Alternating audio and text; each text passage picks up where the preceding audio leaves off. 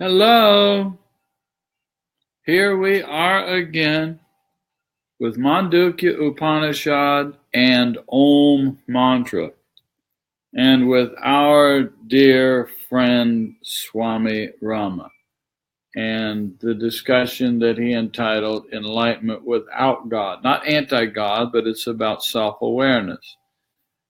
And we are on verse number 8 of the 12 verses of the Upanishad.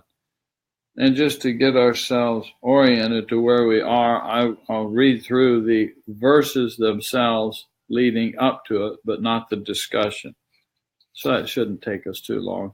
The discussion on this one is rather short, so this will be okay anyway.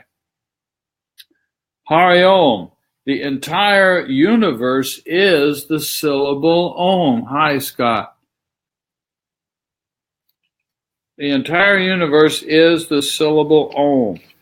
The following is the exposition of Om. Everything in the past, present, and future is verily Om. That which is beyond time, space, and causation is also Om. That's pretty big, isn't it? Verse 2. All this, whatsoever is seen, here, there, and everywhere, is Brahman.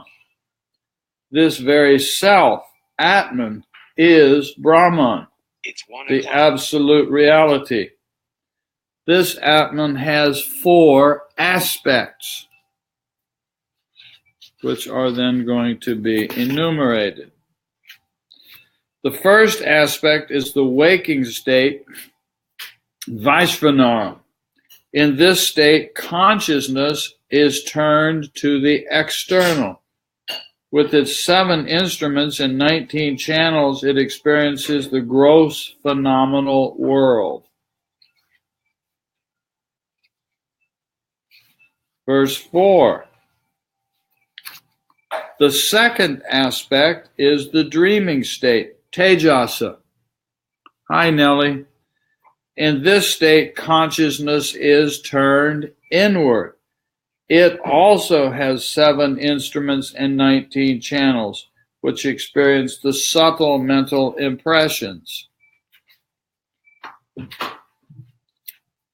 Number 5 is the third aspect is deep sleep, prajna. In this state, there is neither desire nor dream. In deep sleep, all experiences merge into the unity of undifferentiated consciousness. The sleeper is filled with bliss and experiences bliss and can find the way to knowledge of the 2 preceding states.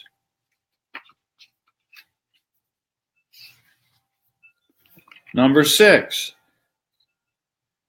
The experiencer of these states of consciousness is the Lord of all.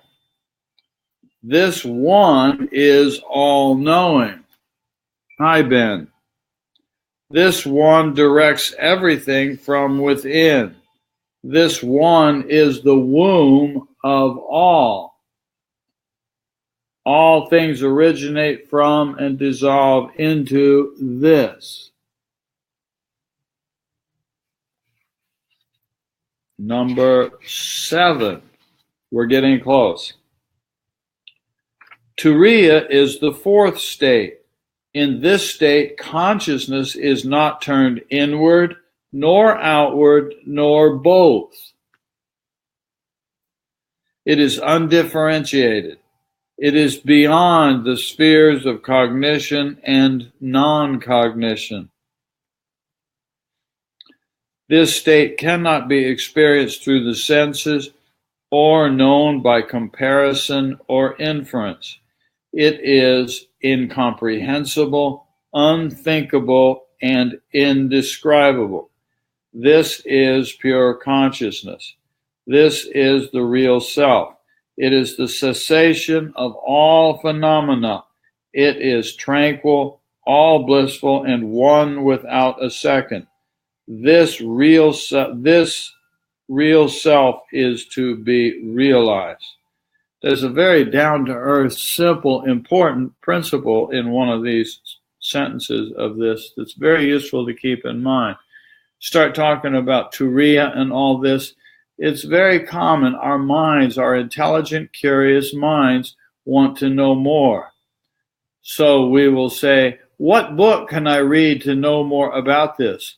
Or we'll say, can you explain this in more detail? I really want to understand this. And so please explain it to me in more detail. What did it say here? This state cannot be experienced through the senses. So the senses includes hearing. So when we say, give me another explanation, I will listen very carefully to the explanation. Guess what? Listening is the senses, cannot be experienced through the senses or known by comparison or inference. So all of our intelligence that will compare this with that and will infer information from something else, those are useless. May be useful, but it's ultimately seen to be useless. Then on top of that, it is incomprehensible, and yet we want to say, I want to know more.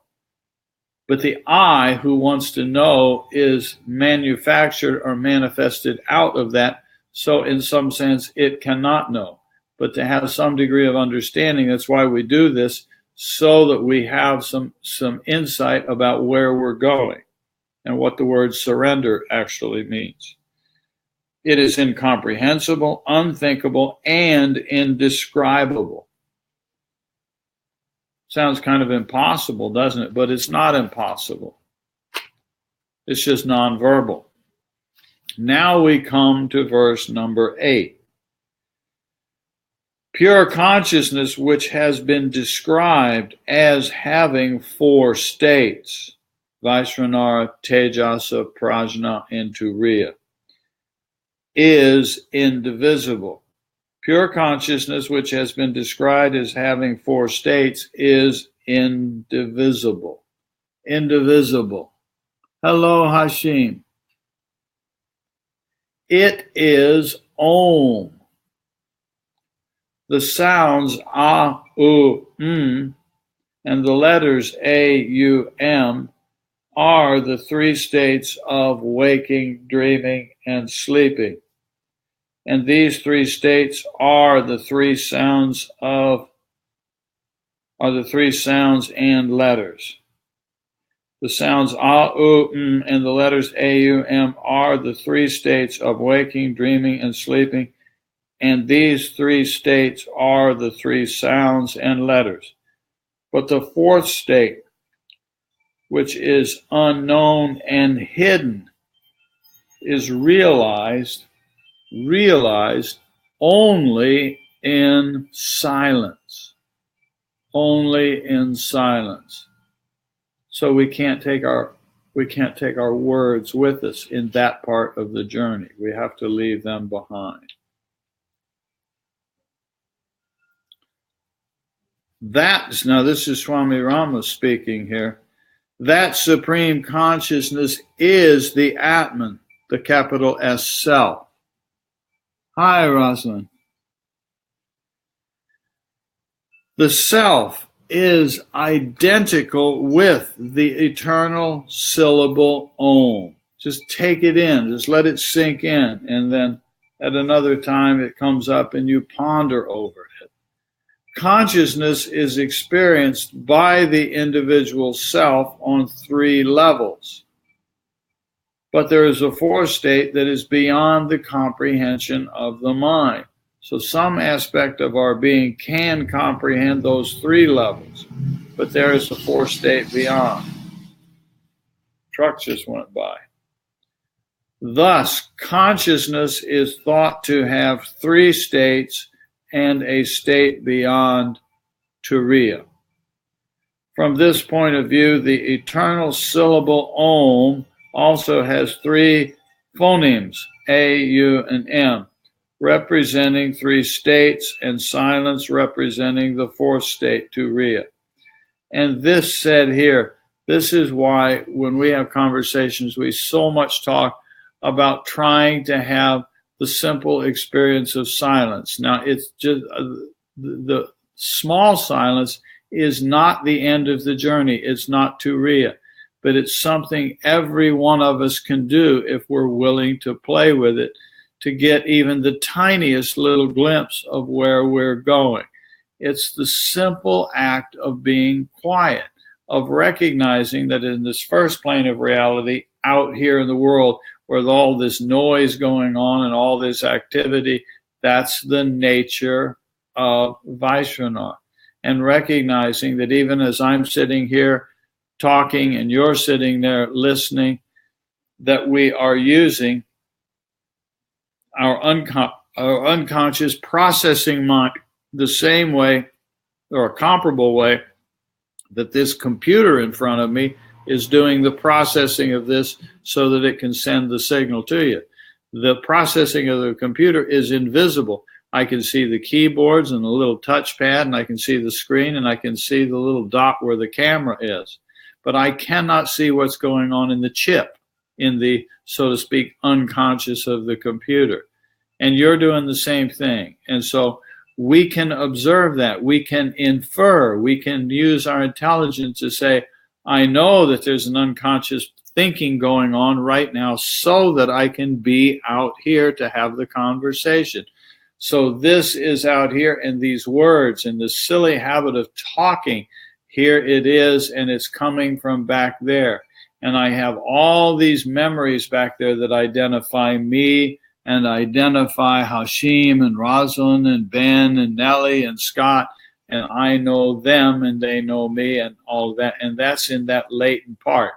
But behind all of this activity, I have some understanding that there is consciousness itself.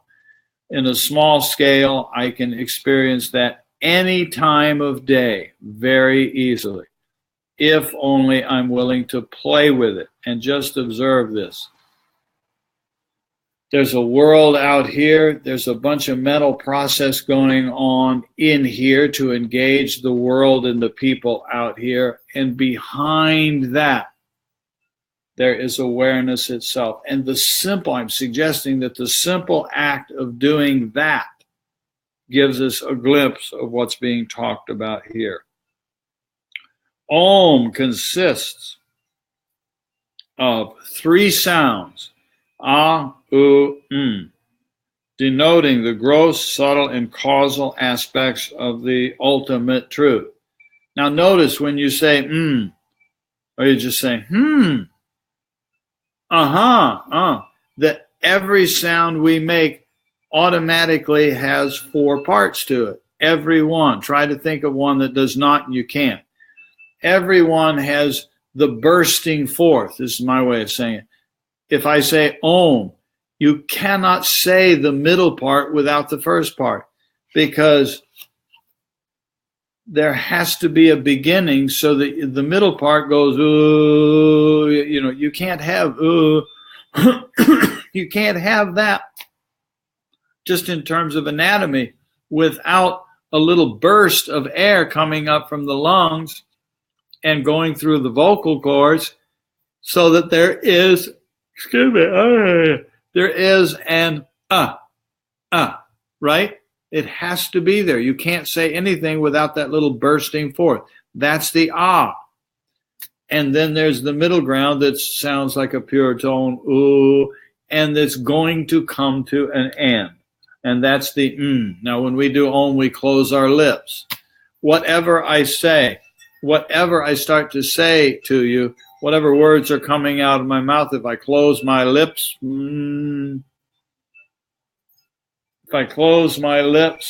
it automatically comes out as the sound. So it's always there. As a start, there's a middle chunk, and there's the end. So we're doing this constantly. And these are used to denote the gross plane of reality, this entire world universe out here. The middle part is used to denote the subtle psychic astral planes, the other worlds, the nether worlds, the heavens, the hells, the the Bardo states, if you've read the Tibetan Book of Date, all of that, all of those ways of saying it are all represented by the U. And all of that emerged from a ground, a seed level of perfect, infinite, pure potential, and that's the level. When one is able to analyze the experiences of the different states of consciousness, and I'm going to comment on this first, when one is able to analyze the experiences of the different states of consciousness, how do we do that? How do you and I do that? By observation. And I understand the question, well, who's doing the observing? Well, it starts out, don't worry about who's doing the observing, just do the observing. Observe that you're doing stuff out here in the world. You're sitting there right now doing something. You're listening to me a little bit. I don't know what else you're doing. You do. You're doing stuff out here in the world. Observe that. You're aware that there's an unconscious process going on. Attempt to infer or be aware of it. You know that you're in the waking state right now. You know that if you lay down to take a little afternoon nap, that your awareness is going to drift inward. Attempt as best you can to be aware of that. And before you know it, you've had a glimpse of consciously observing the dreaming state. And from time to time, with that attitude of observing everything, from time to time, you'll get a glimpse of what it's like to fall into conscious deep sleep. This is the idea. So when one is able to analyze the experiences of the different states of consciousness and at the same time of consciousness in its totality, meaning that we start to infer, we start to get some idea, some insight that these three are not separate. I mean, they're separate, but that they are operating together intimately. That I cannot speak to you without my memory bank, without my metaphorical hard drive back here, without my operating system back here that's in the latent memory, so that it come forward and do the processing and come outward to speak to you. We gradually start to see this is going on constantly, and this is what we're trying to do. And at the same time of consciousness in its totality. And from doing that, then one attains the fourth state, Turiya. Through contemplation on the the three sound symbols of the three states of the individual self, the student is endowed with the qualifications for understanding the fourth state. So what are the qualifications needed to understand the fourth state? Well, it is the contemplation on those three levels. The contemplation, the pondering, the reflection, the watching, the observing, the playing with those three levels. That's what leads us to be able to have a glimpse of the fourth level. So we play. That's why we keep talking about it. Play, but observe constantly. Constant awareness is the ground principle. We cultivate constant awareness all day long. Not just, I don't have time for meditation, someone says. You don't need much time. You just don't. So you have a time or two a day where you intentionally set aside this time and you sit in beautiful stillness and make your body calm and your breath smooth and calm, and you go inward. There's some times like that, but the self-observation can be done anytime right in the middle of life. So you don't need time for that. And this, the observation of those three, is the qualification for preparedness for the Turiya. Just how this works. The explanation of, and again, you don't get the understanding of those three by reading more books. We keep going to books and doing this over and over because most of us are a little bit thick-veiled. We're a little bit slow. So we have trouble following the instructions. So we keep going over it over and over and over and over again. And besides which, it's fun to hang out. It's just fun to hang out. You know, Matri and I had lunch together, sitting there together. It's just fun. We don't sit alone and, I've been somewhere where they put silence signs on the tables. Okay, I understand silence is a good thing, but there's a nice time when you engage with one another. It's how you observe the interplay of these things right while they're going on. And it's an we should enjoy life. The explanation of Om depends on the linguistic significance of its constituents, the A, the U, and the M. A and U, or A and U, are simple vowels. In the Sanskrit alphabet, A or A is the first vowel. A, E, Angaha. There's the way they do it. U, E, O, Angaha. I'm trying to remember when I tried to learn that stuff anyway. In the Sanskrit alphabet, A is the first vowel and serves as the gateway for the manifestation of all other vowels and consonants. It is identical with the soft aspirate sound, which is the sound of the breath and the grossest manifestation of life force, of prana.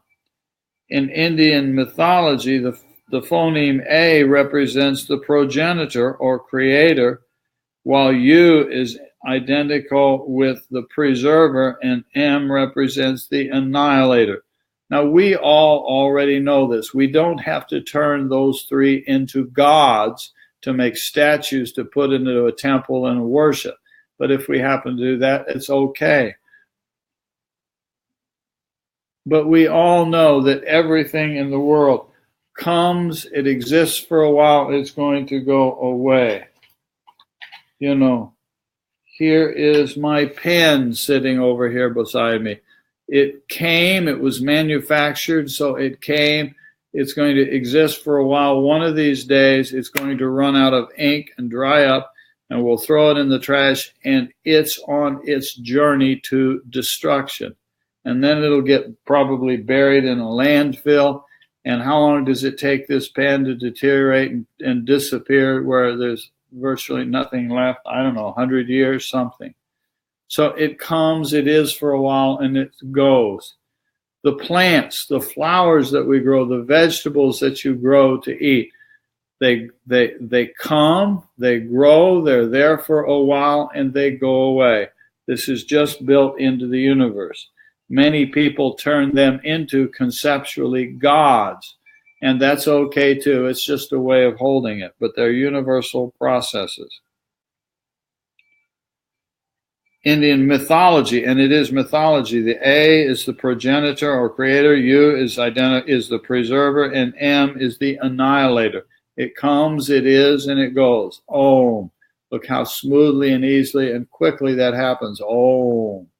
Here comes the universe. Oh, it just comes and goes and comes and goes.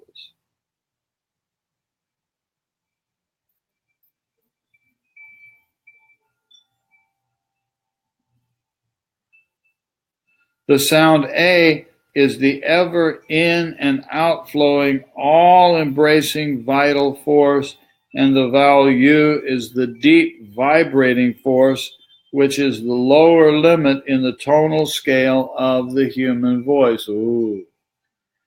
It is the threshold of silence that merges into Om, into the M, the final sound. M in Sanskrit is called Anusvara, which is a phoneme that stands between consonants and vowels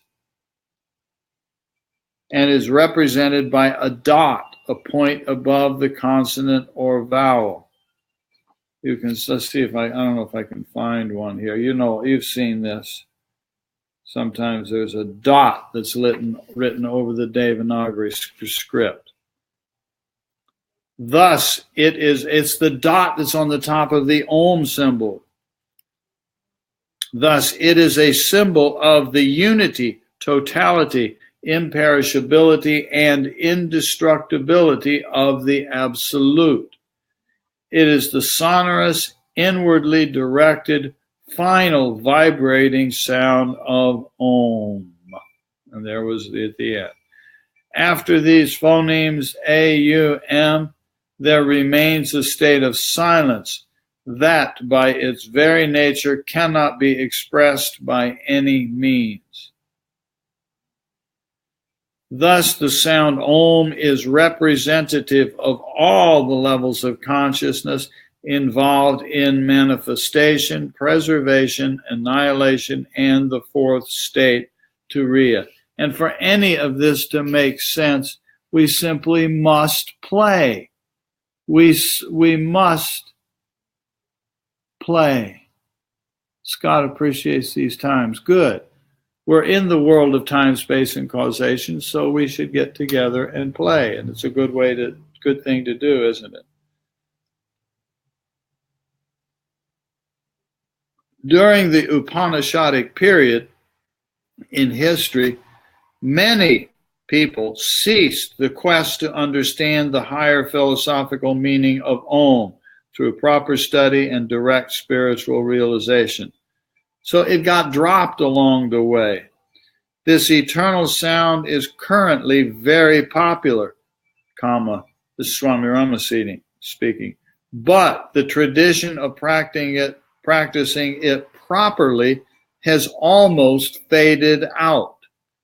I'm going to read that again. It's shocking, isn't it?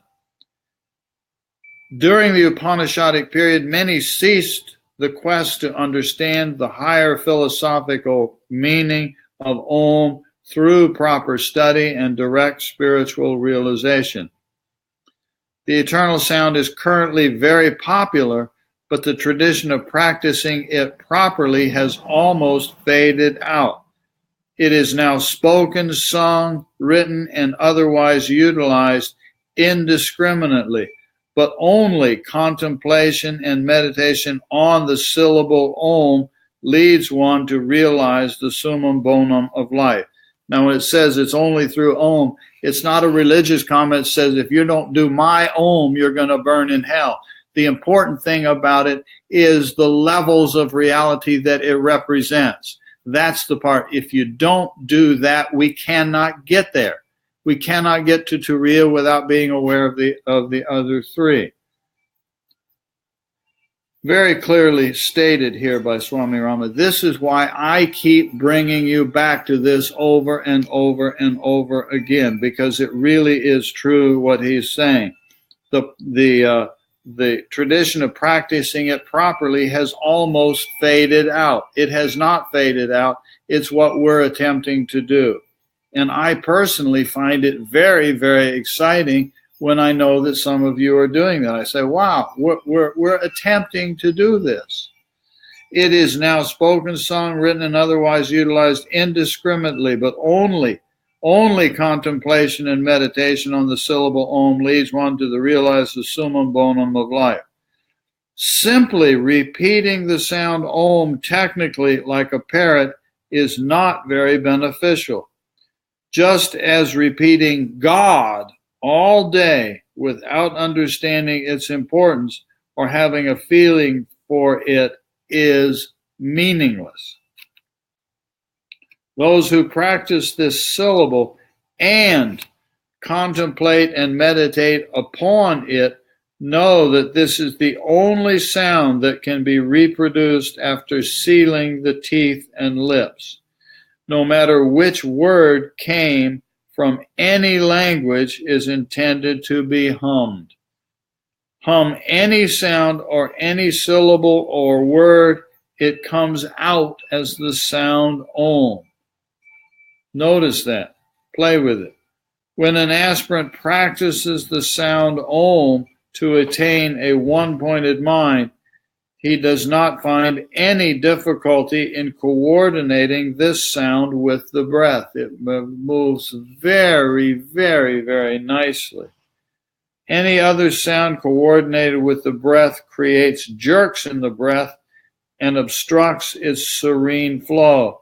And when the breath flow is disturbed, its counterpart, the mind or thinking process, is also disturbed. Notice this. To make a consonant. If the word consonant starts with a k at the beginning, notice, watch what's happening. When I go consonant, it causes disruption in the flow of the breath.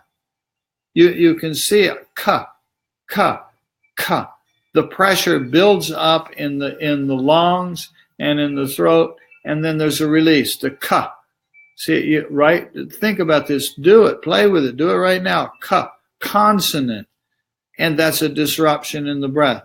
But if you go om internally, you can do that on and on and on, and it's nothing but smooth.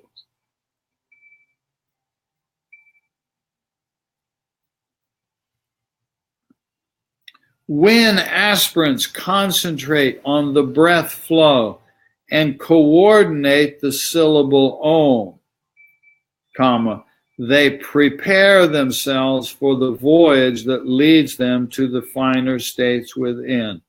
There really, really is something to this.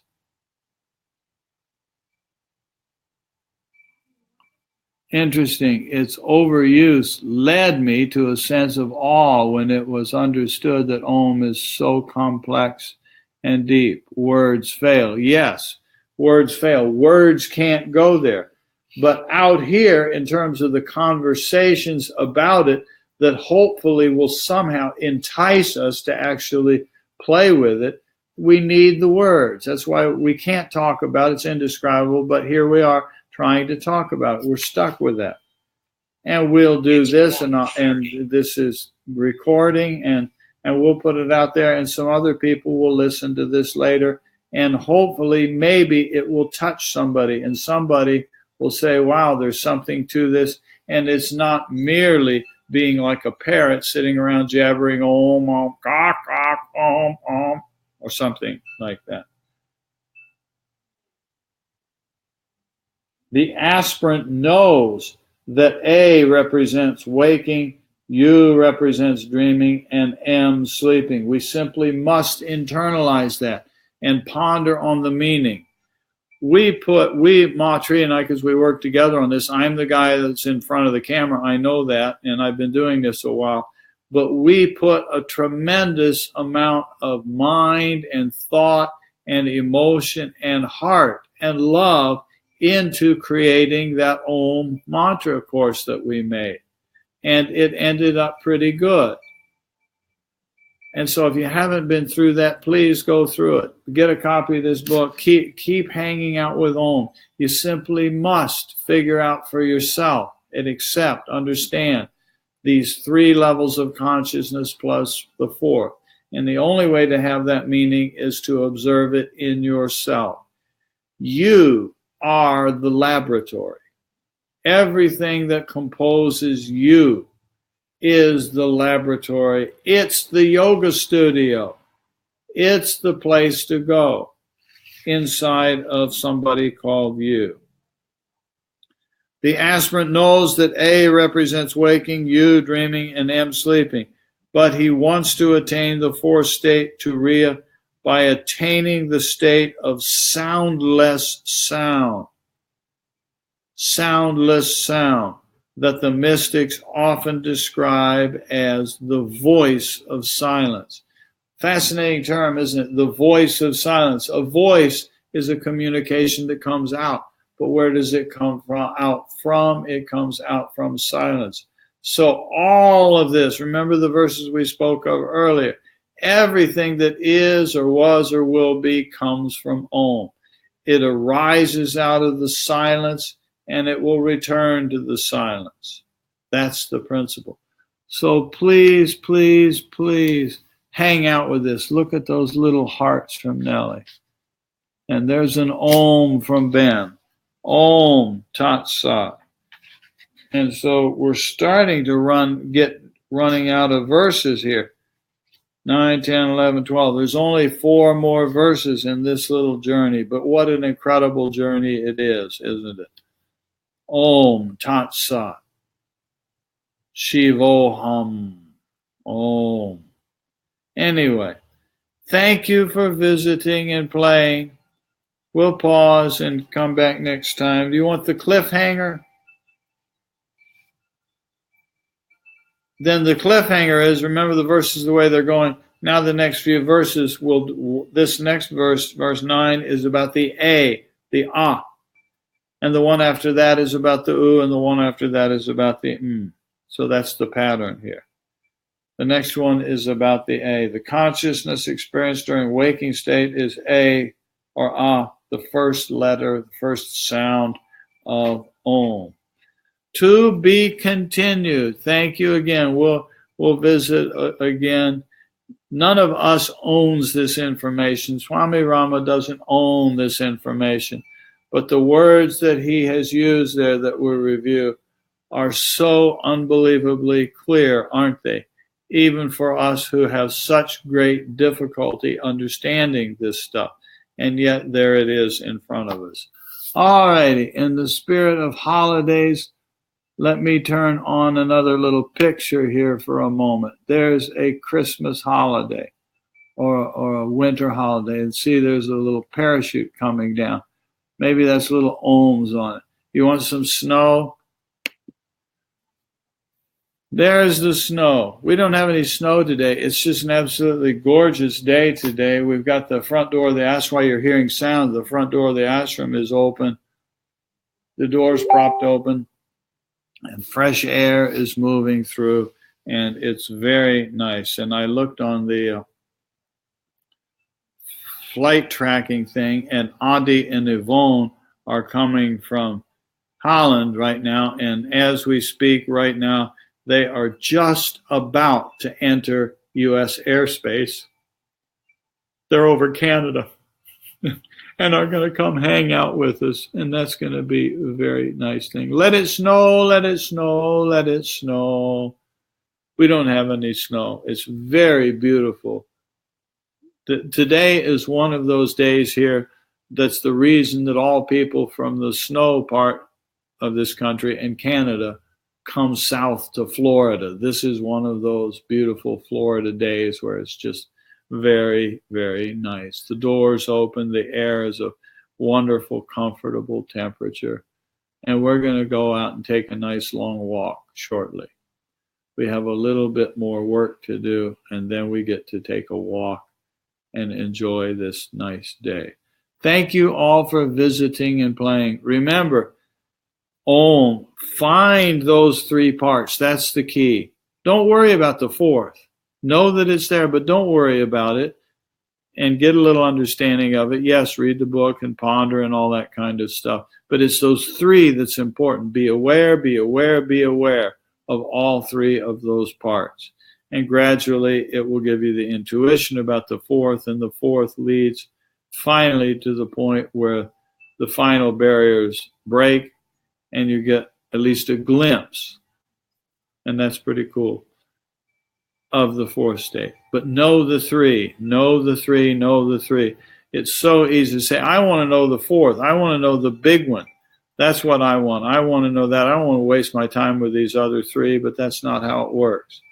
Learn to observe the three, and the fourth will come.